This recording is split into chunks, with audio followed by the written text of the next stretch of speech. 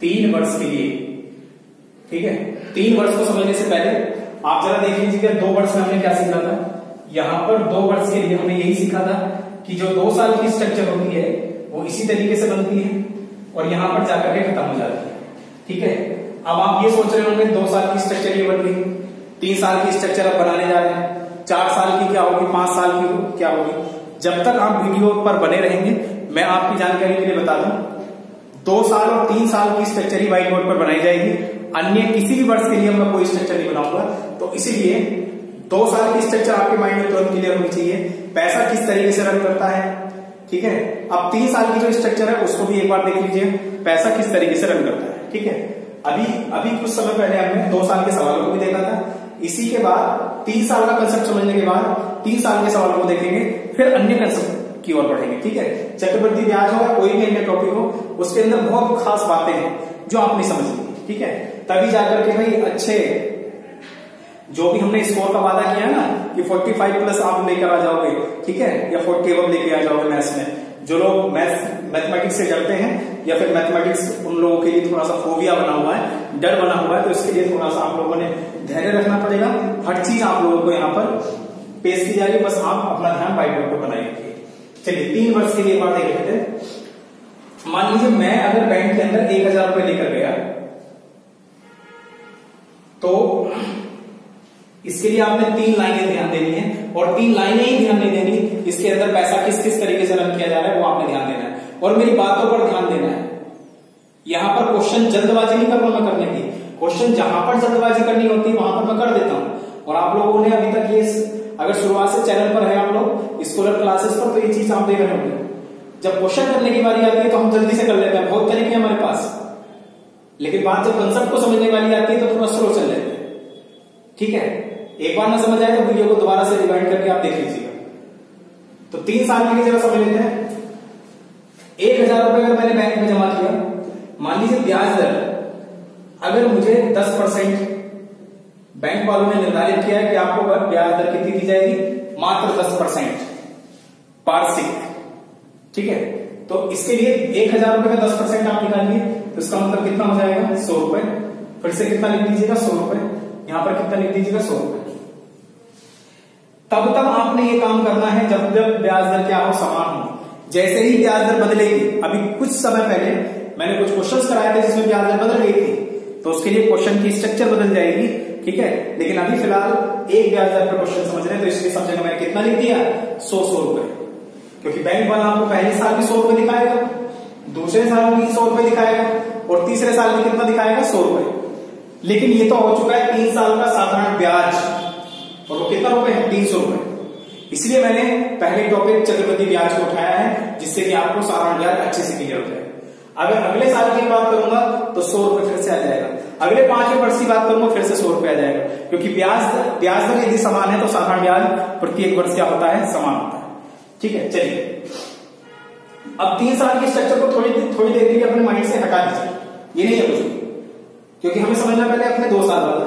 तो 2 साल वाले के लिए हम क्या करते थे, पहले साल कोई भी बैंक आपको चक्र ब्याज नहीं देगा, क्यों, क्योंकि इससे पहले कोई ब्याज पैसा है नहीं, ठीक है। कुछ समय तो होना चाहिए ना पैसा रखने के लिए, पैसा अगर आपका रखा गया है तो दूसरे साल जाएंगे तो दूसरे साल इस 100 रुपए का आपको क्या दिया जाएगा 10%, वो कितना हो जाएगा 10 रुपए।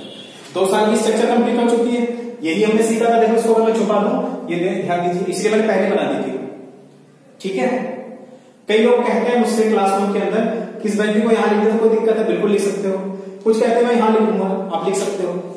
एक बार जो तरीका बना दिया गया ना भाई, 8 5 जा कितना होता है, 8 5 जा 40 होता है, ये किसने कहा, मैथमेटिशियन ने बता रखा है ऐसा होता है, तो हमें मानना पड़ेगा।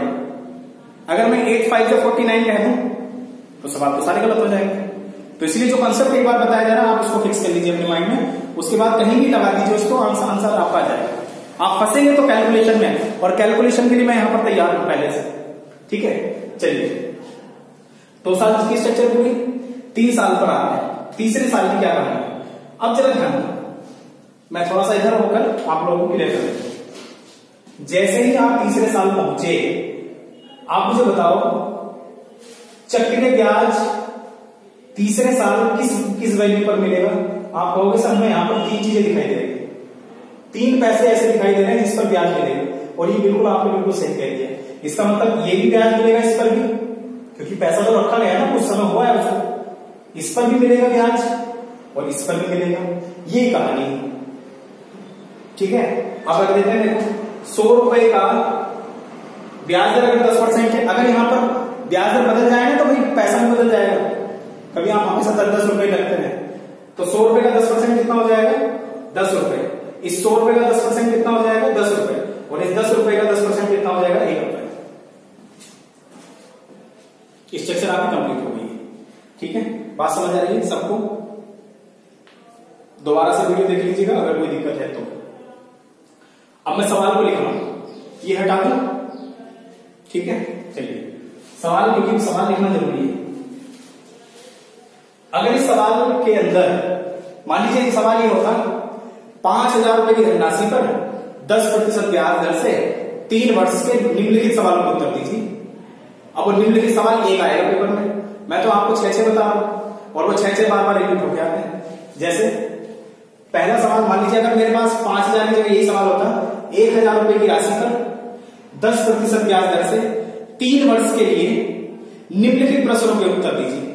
अब निम्नलिखित प्रश्न कौन कौन से? पहला सवाल जैसे 2 वर्ष का साधारण ब्याज बताओ। आपने नहीं देखा 3 वर्ष का चक्रवृद्धि ब्याज की क्वेश्चन दे देता है और 2 वर्ष का साधारण ब्याज पूछ लेता है, तो इसमें ज्यादा लिखवाने की जरूरत नहीं है। 2 वर्ष का साधारण ब्याज पूछा 100 + 100 200 आंसर। अगर सवाल आपसे ये पूछे 3 वर्ष का साधारण ब्याज बताइए, तो आप तुरंत क्या करेंगे? 100 100 100 टोटल कितना हो चुका है? 300। सबको ऐड करते जाइए आप, ठीक है। अब आप सोच रहे होंगे इतना आसान है तो यार चक्रवृद्धि ब्याज तो आप लोगों के हाथ में है, कंट्रोल में है आपके, लेकिन कंट्रोल में भी है तो उसको सही से मैनेज करने के लिए आप लोगों को डिफरेंट संख्याओं पर खेलना पड़ेगा। बहुत बार ऐसा हुआ है जो बड़े बड़े एक्सपर्ट हैं, ठीक है, जो अच्छा मैथ जानते हैं, जो अच्छा चक्रवृद्धि ब्याज जानते हैं, वो भी सवाल चक्रवृद्धि ब्याज के पेपरों में छोड़ के आते हैं। अब आप कहोगे क्या उनको चक्रवृद्धि ब्याज नहीं आता क्या उनको ये नहीं आता क्या? बिल्कुल आता है। तो वो कहां पर गलती कर रहे? पेपर में क्यों छोड़ के आगे क्वेश्चन? अब मैं आपको इसका कारण बताऊं। या तो उन्होंने मैथमेटिक्स से ज्यादा अन्य सेक्शन पर टाइम दे दिया गया होगा। जैसे कई बार पेपर सेक्टर वाला चालाक होता है, रीजनिंग बड़ी आसान देता है, तो रीजनिंग में 2-3 सवाल ऐसे डालता है जो गलत हो, उसमें हम फंसे रहते हैं। मैथमेटिक्स को देखते हैं बाद में करेंगे, पहले रीजनिंग बना लो 50 नंबर की, ठीक है। कई बार वो जीएस के बड़े इंटरेस्टिंग सवाल डालता है लेकिन ऑप्शन घुमा देता है, तो उसमें टाइम लग जाता है। तो ऐसी बात नहीं है जो स्टूडेंट चक्रवृद्धि ब्याज का सवाल पेपर में छोड़ के आया उसको चक्रवृद्धि ब्याज नहीं आता, बिल्कुल आता है, लेकिन उसके पास टाइम ना रहा हो। एक तो पॉइंट ये था चक्रवृद्धि ब्याज ना करने का। दूसरा कारण ये हो सकता है चक्रवृद्धि ब्याज का सवाल पेपर में ना करने का कि उसको आसान सवाल तो वो बना करके गया, लेकिन जब बड़े सवाल आए, संख्याओं पर उसने प्ले करना स्टार्ट करवाया पेपर सेटर ने, तो वो सवाल की कैलकुलेशन में फंस गया। ये कारण हो सकता है। और तीसरा कारण ये हो सकता है कि उसने पेपर में वैल्यू दे रखी है कुछ और आप लिख रहे हो कुछ और, ये हो सकता है। कई सारे कारण हो सकते हैं और ये सारे कारण आपको एक्सपर्ट ही बता सकता है जिसने किसी कॉम्पिटिटिव एग्जाम को फेस किया हुआ है और उसने एग्जाम को फेल भी हुआ है उसमें और पास भी हुआ है, ठीक है। इसलिए आप लोग इस बात को समझिए, अगर ये कंसेप्ट आपको अगर आ गया तो ये ना सोचे कि आपको चक्रवृद्धि ब्याज आ गया। चक्रवृद्धि ब्याज आ तो चुका है आप सबको, लेकिन इसके बार बार जितने क्वेश्चन आप करोगे, अपनी प्रैक्टिस बढ़ाओगे, उतना ज्यादा आपका कंसेप्ट क्लियर होगा, किसी भी टॉपिक की बात हो जाए, ठीक है। चलिए तीसरे सवाल की ओर चलते हैं। तीसरा सवाल क्या पूछा जा सकता है 3 साल के सवालों में? तीसरा सवाल ये पूछा जा सकता है 3 साल का चक्रवृद्धि ब्याज बताओ। क्या बताओ? 3 वर्ष का चक्रवृद्धि ब्याज बताओ। तो 3 वर्ष का चक्रवृद्धि ब्याज बताओ जरा। 100 कितना हो गया? 300। 10 + 10 + 10 कितना हो गया? 330, 331। तो यहां पर आप लिख दीजिएगा कितना? 331। अब जरा ध्यान दो भाई, एक एक चीज को आप नोटिस कीजिए। अगर ब्याज दर 1 है तो ये 3 मान समान रहते हैं, और देखो ये बीच के 3 मान भी समान रहते हैं। ठीक है, एक बार थोड़ी सी ड्राइंग बनानी है आपने, इसके नीचे ये, इसके नीचे ये, इसके नीचे ये 3 मान समान, और ये मान बिल्कुल अलग होता है। ठीक है, बात समझ आ गई, सबको क्लियर हो गई। एक बात और यहां पर जोड़ना चाहूंगा, अभी तो सवाल वो है, क्योंकि मैंने आपसे क्या कहा था, चक्रवृद्धि ब्याज के अंदर 2 टाइप के सवाल होते हैं। ये पहले टाइप का सवाल चल रहा है। पहले टाइप का सवाल उसको बोलते हैं जब ये पैसा आपको दिया गया होगा। भाई दिया गया तभी तो आप फटाफट इसका 10% कैलकुलेट करके बता दिया आपने। मान लो ये पैसा दिया ना होता, पेपर वाला बोलता कि 3 साल का चक्रवृद्धि ब्याज 13,510 रुपए है, ब्याज सीधा 8% है, बताइए धनराशि कितनी है, फिर दूसरा सवाल हो जाता। तो दूसरे टाइप के सवाल को भी उसी टाइप से किया जाएगा जैसे प्रथम वीडियो में हमने देखा था कैसे 2 साल के उस सवाल को किया जाता है। लेकिन इसको भी मैं क्लियर करता हूं, लेकिन पहले मैं सवाल लिखता जा रहा हूं, इसमें क्या क्या सवाल पूछा, ये सबको समझ आ गया। 3 वर्ष का चक्रवृद्धि ब्याज कैलकुलेट कर देना। ठीक है, आगे चल देते हैं। चौथा सवाल बड़ा ही इंटरेस्टिंग क्वेश्चन, पेपर वाला आपसे पूछेगा 3 वर्ष का चक्रवृद्धि ब्याज तथा साधारण ब्याज का अंतर बताइए। ये सवाल आपसे पूछेगा, तो जरा ध्यान दो। अभी अभी हमने जाना ये 3 साल का क्या है, साधारण ब्याज, ये 3 साल का क्या है। मेरे हाथों की लाइनों को देखिए, मेरे उंगली को देखिए, वो कहां से कहां जा रही है। 3 साल का ये चक्रवृद्धि ब्याज है पूरा जब जोड़ूंगा, और ये 3 साल का क्या है, साधारण ब्याज। तो अंतर कहां रह गया, अंतर ये रह चुका है, और वो कितना है, 31 रुपए। कितना रुपए है, 31 रुपए। आप जोड़ के लिख लीजिएगा एक बार, 10 + 10 + 10 30 + 1 कितना, 31। ठीक है, अगले सवाल की ओर चलते हैं। 5वां सवाल इसमें क्या पूछा जा सकता है। 5वां सवाल जरा ध्यान दीजिए, दूसरे वर्ष का चक्रवृद्धि ब्याज, दूसरे वर्ष का चक्रवृद्धि ब्याज। हर टॉपिक इसी तरीके से करेंगे भाई हम लोग। दूसरे वर्ष का चक्रवृद्धि ब्याज, दूसरे वर्ष का चक्रवृद्धि ब्याज हमने ये सवाल तो पढ़ा था, किसमें, 2 वर्ष में। तो इसका मतलब पेपर वाला कितना चालाक है, 3 साल का सवाल देकर के हमें दूसरे वर्ष का पूछ रहा है। तो कोई घबराने वाली बात नहीं, यहां से बता दो कितना, 110, 100 + 10, 100 + 10 कितना, 110 लिख दीजिए यहां पर। 6वां सवाल यहां पर लिख देता हूं, पूछेगा आपसे तीसरे वर्ष का चक्रवृद्धि ब्याज बताओ, चक्रवृद्धि ब्याज बताइए। तो आप तुरंत कह देना, तीसरे वर्ष का अगर आपने हमसे पूछा है तो 100 प्लस, ये तीसरा वर्ष है, ये दूसरा वर्ष है। ये तीसरे और दूसरे वर्ष तब ज्यादा काम आएंगे जब आपसे पेपर वाला 114 दिन का चक्रवृद्धि ब्याज पूछेगा। ठीक है, तो इसलिए आप समझते जाइएगा एक एक बात, आगे तक के लिए मैं आप लोगों को बता दूं। तो इसका मतलब 100 + 10 + 10 कितना हो गया, 120, और 1 कितना हो गया, 121। ये आपके सवाल का उत्तर है। 2 सवाल लिखने की जगह नहीं है यहाँ पर, 2 सवाल मैं आप लोगों को यहां से वैसे ही मुजमानी यहां से बता देता हूं। वो क्या होते हैं, पेपर वाला यदि आपको पूछे कभी भी 3 साल बाद यह धनराशि चक्रवृद्धि ब्याज पर कितने रुपए हो जाएगी, तो कौन सी धनराशि, जो बैंक में जमा की गई थी। तो इसका मतलब 1000 रुपए प्लस ये पूरा कितना हो गया था चक्रवृद्धि ब्याज, 331। तो आप कह देना कितनी हो चुकी है, 1331। मैं यहां पर लिख देता हूं, आप इसको थोड़ा सा जो मैंने बोला है उसको लिख लीजिएगा। अगला सवाल, अगर आपसे ये बोला जाए 8 साल बाद, मतलब सवाल ही देगा चक्रवृद्धि ब्याज का, 8 साल बाद साधारण ब्याज पर यह धनराशि कितनी हो जाएगी। तो इसमें ज्यादा घबराने की जरूरत नहीं है, ब्याज दर तो समान है। प्रथम वर्ष ब्याज कितना मिल रहा है, 100 रुपए। 8 साल में कितना मिलेगा, 800 रुपए। भाई 100 × 8 कितना हो गया, 800 रुपए, और 1000 रुपए हमने जमा किया होगा, तो कितना हो जाएगा, 1800।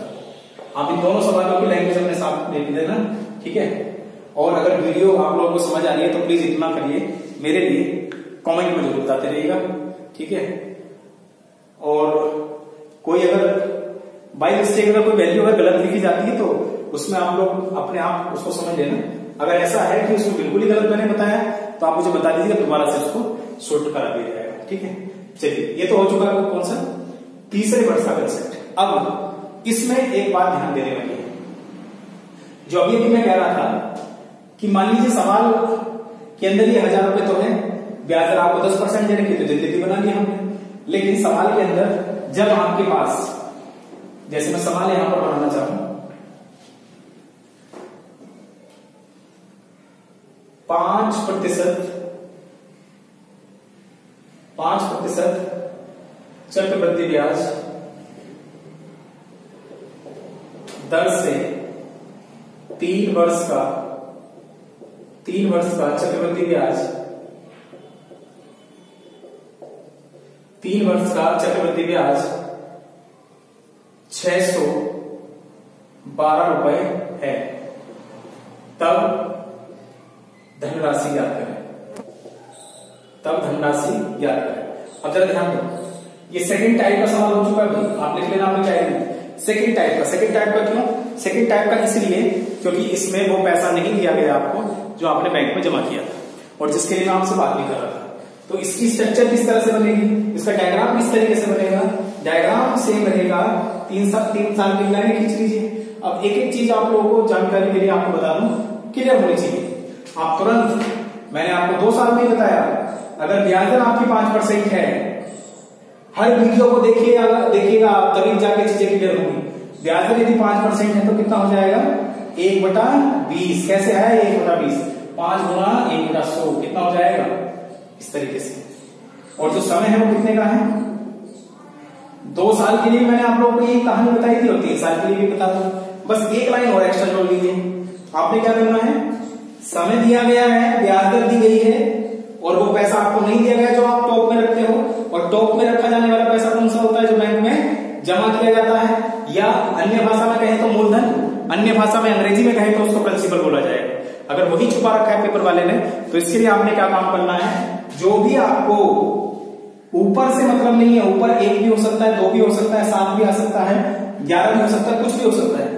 जो आपका डिनोमिनेटर में नंबर होता है ना, आप चाहे तो उसको रख लें, चाहे इसको थोड़ा बढ़ाकर रख के लिख लें, और बढ़ाकर रखी जाने वाली वैल्यू इसका मल्टीपल या इसका गुणक होनी चाहिए। जैसे मैं यहां पर 2000 लिख दूं, मेरा मन करे तो मैं 4000 से क्वेश्चन कर सकता हूं, मेरा मन करे तो 8000 से कर सकता हूं। क्यों? क्योंकि 20 से कट रही है, देखो 20 से गुणा हो रही है बार बार। और जितनी ज्यादा वैल्यू रखोगे, जितनी ज्यादा, जैसे मैंने 20 लाख मान ली, तो आंसर मेरे बहुत बड़े आ जाएंगे, कैलकुलेट करने में टाइम लगेगा। अगर मैं यहां पर ज्यादा छोटी वैल्यू मानूंगा, जैसे मैंने 20 मान लिया, तो क्वेश्चन पॉइंट में बन जाएगा, कैलकुलेटर आपको इस्तेमाल करना पड़ जाएगा। लेकिन पेपर वाला आपको इस चीज की इजाजत देता नहीं है कि आप पेपर के अंदर कैलकुलेटर लेकर आए। आजकल तो सब कुछ छीन ले रहे हैं, ठीक है, बैग तक छीन ली जा रही है आपकी, सब कुछ छीन ले जा रहे हैं। बस आप लोगों के पास क्या होना चाहिए, पेन भी कोई दे रहा है, वो 5 रुपए वाला, जो बिल्कुल घटिया पेन होता है, 3 रुपए वाला, जो बीच में रुक भी जाता था। कब? जब हम छोटी क्लासों में हुआ करते थे। आ रही बात समझ में? तो लेकिन चलते हैं वो पेन, ऐसी बात नहीं, सारा काम होता है उससे, आप टेंशन ना लो। आप चाहे तो उस पेन को चेंज भी करा सकते हैं, ठीक है, जो भी आपका इन्विजिलेटर क्लासरूम के अंदर होगा, ठीक है, परीक्षा केंद्र के अंदर होगा, आप उससे उसको चेंज करा सकते हैं, ठीक है। चलिए, तो बात समझ आ गई। अब क्या करना है? कुछ नहीं करना, मैंने आपसे कहा था, ये अगर 1/20 है तो उसका मल्टीपल लिख लीजिएगा। उसके बाद इस वैल्यू को धीरे धीरे, जैसे यहां पर मान लीजिए मैंने 2000 ही मान लिया, अब 2000 का 5% निकालो तो कितना हो जाएगा? 100 रुपए। फिर कितना? 100 रुपए। फिर कितना? 100 रुपए। फिर आप 100 रुपए का 5% निकालो, जरा कितना होगा बताओ? 5 रुपए। 5 रुपए, 5 रुपए। कहां से आ रही वैल्यू? ये देखिए, ये देखिए, और ये कहां से आई थी? यहां से। और 5 रुपए का 5% निकालिए, 5 से कितना होता है? 0.25। स्ट्रक्चर कंप्लीट, मैच करा दीजिए। ये आपकी कौन सी?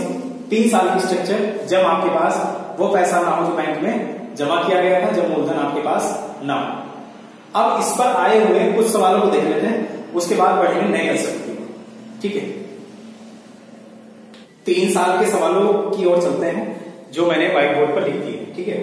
अभी आसान कैटेगरी के सवाल आप कह भी सकते हो, नहीं भी कह सकते।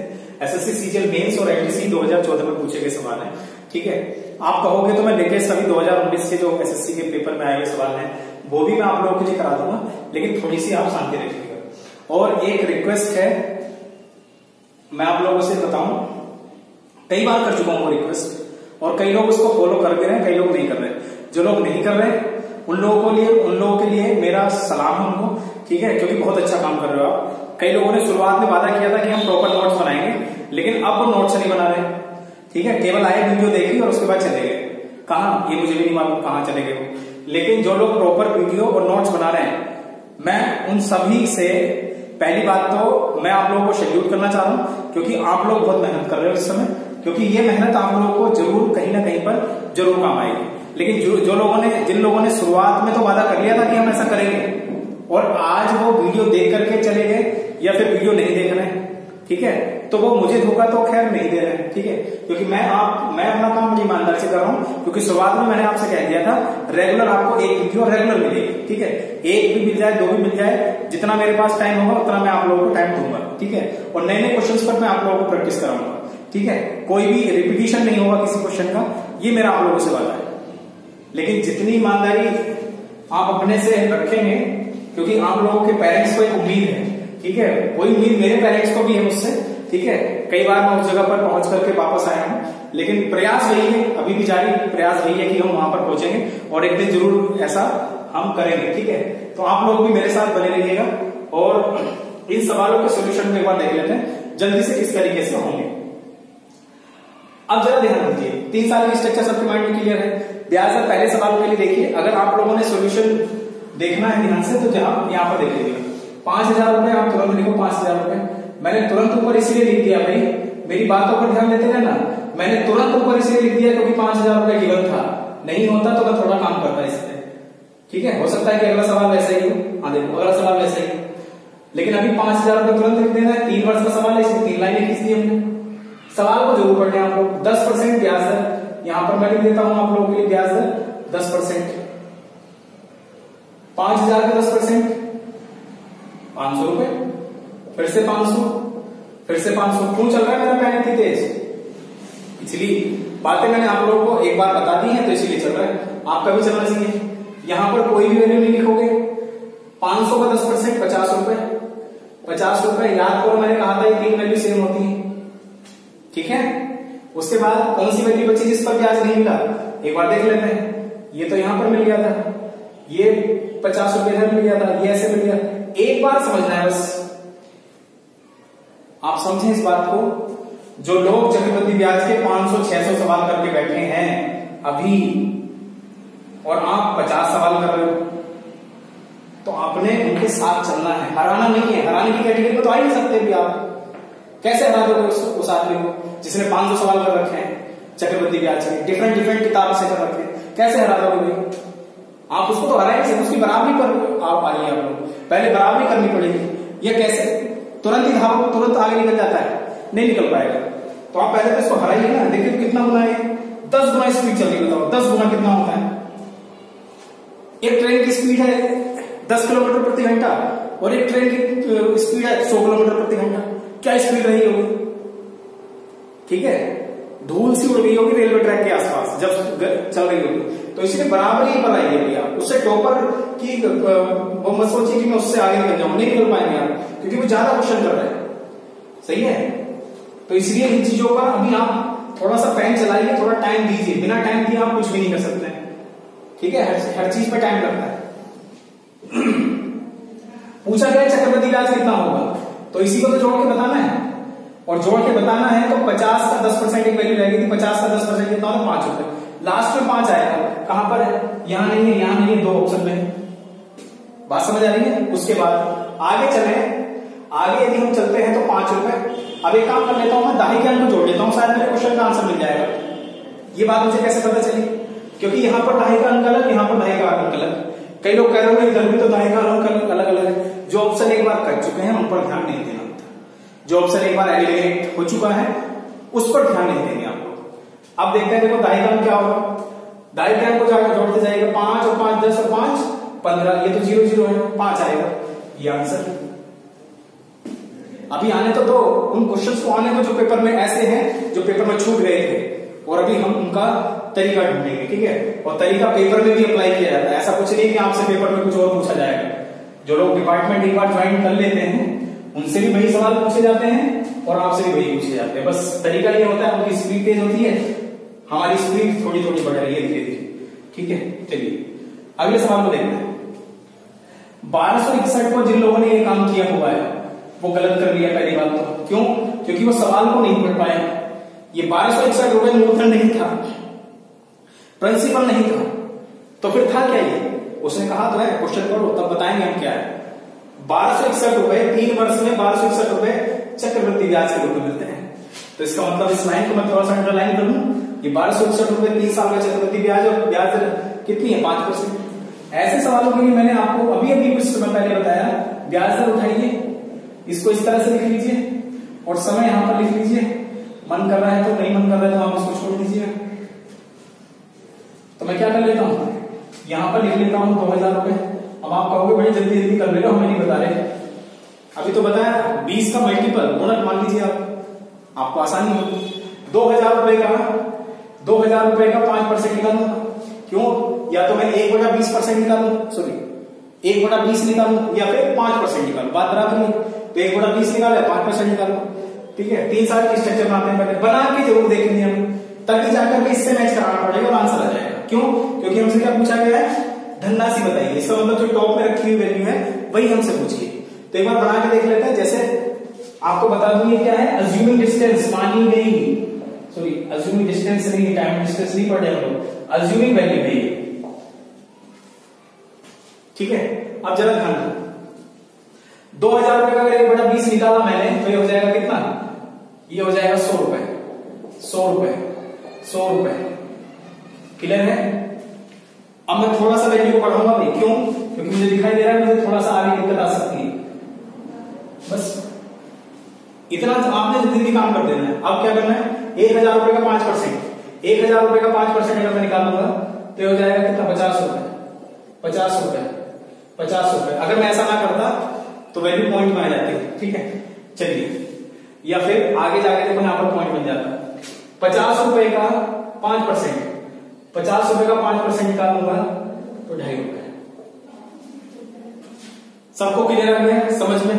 अब क्या करना है मैंने, अब वैल्यू को मैच कराना है। मैच कैसे कराएंगे भाई, चक्रवृद्धि ब्याज हमारे हिसाब से कितना आया, अभी तक हमारे हिसाब से कितना आया, तो 3000 रुपए 150 रुपए कितना हो गया, 3150।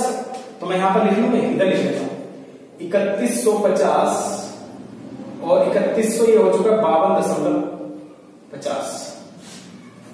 कैसे, 3000 3150 और 2 कितना हो गया, 52 कितना 50। उसने कितना दे रखा है 1261।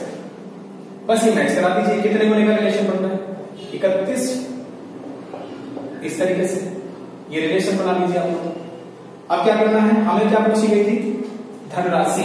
तो मैं यहां पर लिख देता हूं भाई, मेरे हिसाब से तो जो मैंने अज्यूम कर रखा है वो 2000 रुपए है, लेकिन रिलेशन कितने का बना है 1261, इस तरीके से 00 315250, ठीक है।